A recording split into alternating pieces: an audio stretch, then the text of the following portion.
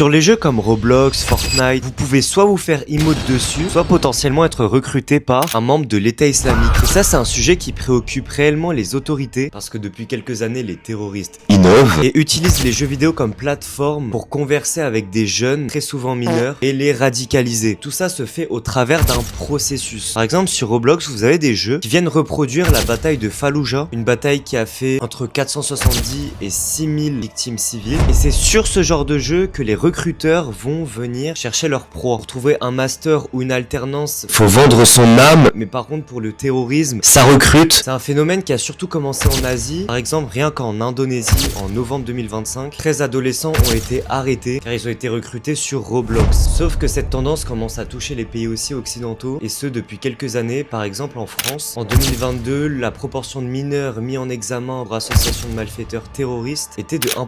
En 2024, elle a augmenté à 21%.